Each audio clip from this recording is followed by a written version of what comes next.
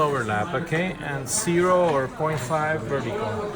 If you have too much vertical, when we start checking occlusion, it will start hitting anterior teeth, so you don't want that, okay? So to set the maxillar, the mandibular posterior, we don't really need the articulator, we just need this, okay? So we need to look in two planes. We need to see how the teeth go in this direction and how they are set in this direction. And then Dr. Moreno didn't give you like the curved plate, the OPD or whatever they call it, that one? We didn't get one. Yeah, we have to. You have it somewhere? No, not that one. It's like like a plastic PA OPD one. curve. Here we go. So these, we actually don't use this in clinic because actually we want the teeth to be all flat. Theoretically with this, you can set the posterior teeth following this curve. So this curve, they will give you the anterior-posterior and it will give you the angulation buccolingually. It makes sense?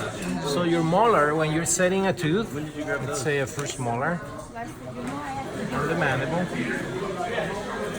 the tooth has to touch all the cusps buccolingually and mesiodistally, that plate. So that's our goal. So when I try this in, I want to see your canines touching at least, and all these molars touching in both planes. Make sense? Okay. So the first thing we need to do is try to lock this. So the best way is to cut some notches here. You guys have this. And piece.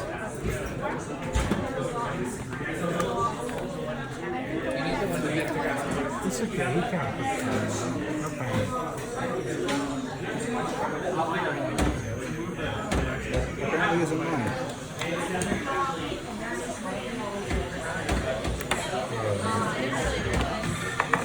Maybe this one. It's not. I don't know. This one worked.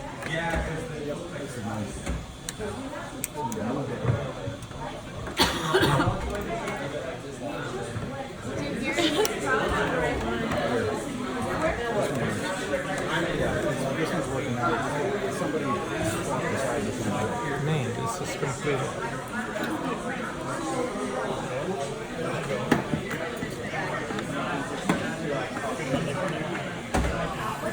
Okay.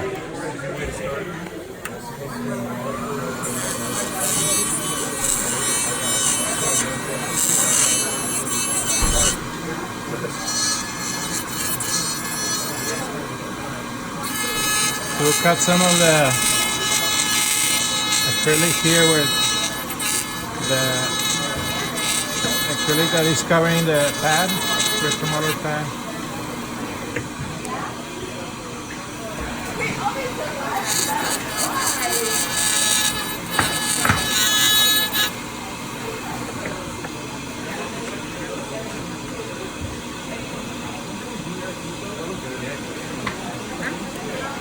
Okay. Just give us some of this.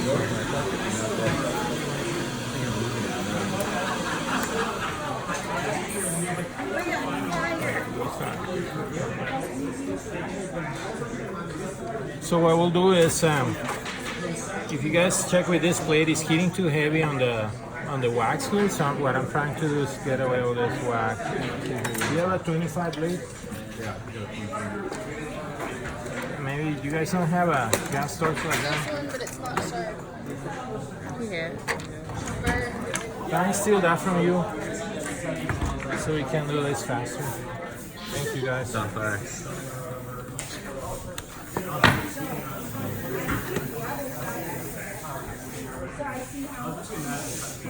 So try to use blue flame.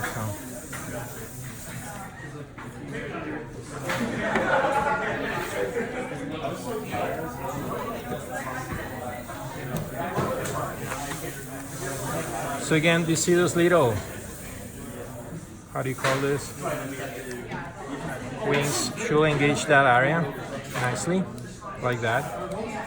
And at least the canines should touch. Ideally all the teeth should touch. And again, remember last time we talked that we can play with the anteriors later on. So that's what we'll follow. So we'll follow the teeth in this direction and this direction with this tape. So now the big thing is, how do we follow this plane? So theoretically, we have a pencil.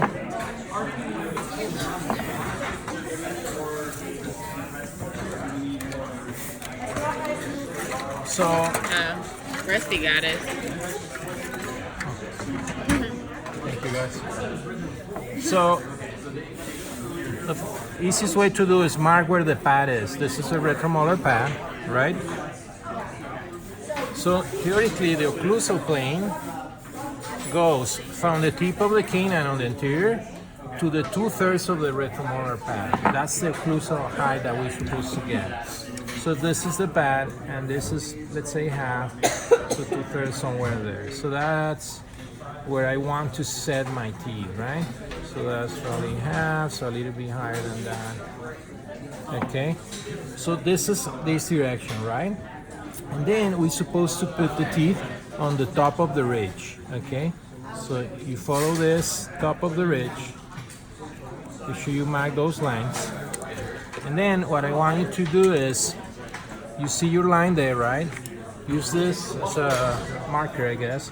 So from the tip of the canine to that line, we'll just trace a line on the wax. Make sense?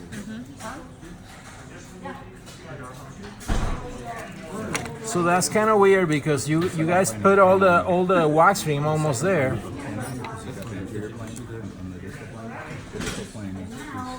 So these molars, the central groove, okay, just to show you, it will be on the top of that line. So the central groove has to be on the top of the ridge, okay? And in this direction should be at the 2/3 of the retromolar pad. So you need to follow this line. Which, if you look, is basically where we are locking our little thingy. Make sense? Simple like that. So now what we basically do is just remove all those wax and set it up. And this line is for the retromolar pad. Yeah, 2/3 of the retromolar okay. pad. Do you have the other pad? So I'll speed this up a little bit, but just want to show you. It's not a clean.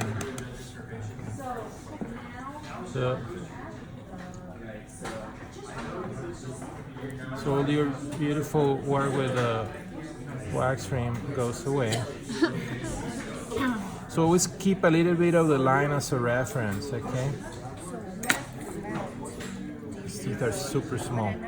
So same like I told you with the molars, don't spend too much with the anteriors. Don't spend too much time, setting one tooth and then go to the next one because all of them will move. So I'll start with two at the same time and play with it. So they told us to cut it to be. Does it make sense? And again, I don't want to do the entire setup because you guys have to work. So two things. When you look it up like this, I want to see the axis of the teeth perfectly vertical, okay, straight. Then we need to start looking on our angle here. So this is kind of too tall compared to the canine, so I need to push hard a little bit. So now my canine is touching and my premolars are touching, right? Or are in the same plane. And this is maybe a little bit too buccal. Remember, look my line. I know it looks weird because it's almost lingualized, right? So I want the central groove on this line, right? So now this position is good. This position is fantastic, and my teeth are almost vertical. This maybe is slightly like this. Magic. So now let's see the first molar. If you guys spend time on these teeth, then when we set the maxillary teeth, you automatically get the occlusion. Now you need to understand what kind of occlusion we're doing. Do you guys have clear what is bilateral balance occlusion, what is lingualized occlusion, and what is monoplane? So what occlusion are we achieving here? Bilateral. So it's my favorite one actually. Yeah, this one is perfect. You see, it's tilted. This going nicely. Yeah, this one is too straight. Yeah, you bring So the premolars are easy. The molars are more tricky and then bring it down a little. because the molars now we need to start looking And incisive. that all the cusps are touching. You know, the premolars are kind of. So Ask the female. keep marking this line because remember that's our line that will follow the central group, right? So I try to align that first, and I normally like to push down with my plate. See, I'm pushing down. So when we push it down, it turns in. So canines, premolars, and molar. Then I always look on this side, and if you look, my lingual cusps are not touching because when I push down, maybe the teeth were down. So I need to move the lingual cusp up. Make sense? You see how I did that? So now, see my lingual cusps are touching nicely there, my plate. The buccal cups are touching, and we are in the same plane. So that means this position is good, this position is good, and this position is good. Make sense? So the classic mistakes you guys will make is if you don't follow this line, you will start setting the teeth and you will go this way or this way. But again, don't spend too much time because at the end, when I finish my last molar, what I will do is tweak, like this premolar, I don't like it because the axis is a little bit like that, so I'll tweak it there.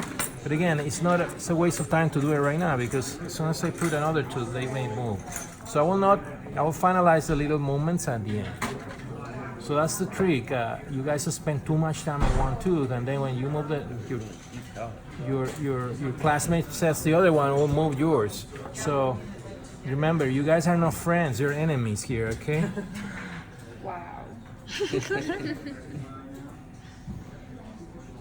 So this is all a game, it's pretending. I'm not even nice, I just work here, okay?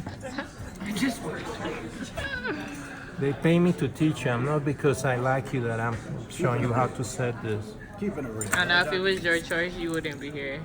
I know. You will not even smiling to me because you're smiling just because I'm your faculty, but you really don't care. I actually just like to smile. Oh, okay, good. You know, that's true about me. Okay, so same thing. You see, I'm pushing down. That's a good trick. Be sure all the cusps touch. Be sure we're on the line on the central group touching there. And then what we'll do is look on the lingual and be sure the lingual cusps are touching. So it's almost touching there. I'll just need to move it up like that. Any questions so far?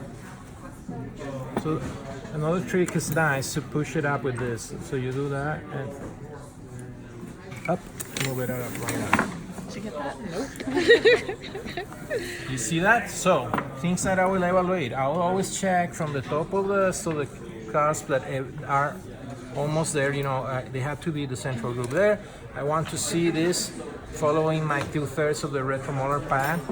And when we remove all this wax, again, remove all this wax, we'll be able to establish that line. So since we said that, then the maxillary teeth will be very simple because we'll just follow this position. So it's very, very simple. And then we'll start having some issues with occlusion, but we'll fix. But again, don't spend too much time. So like, for example, like I was saying, this premolar is a little bit, the axis, you see it's not straight, it's more like this. So then we can fix that. Probably this is the best. So we'll just correct that angle a little bit. So I just do this and make it more straight. You see? When you set the maxillary teeth, do you do it in the articulator? So you Yes, can and see- then when we finish this, we'll put it in the articulator and then we'll start setting the maxillary. I'll do a demo of that. But let's try to get you guys all finish this. This is not completely done because I think it's still high from the occlusal plane, so you may want to move this down. But maybe I will start with this and then work on this plane, okay? But be sure I will align on the top of the ridge.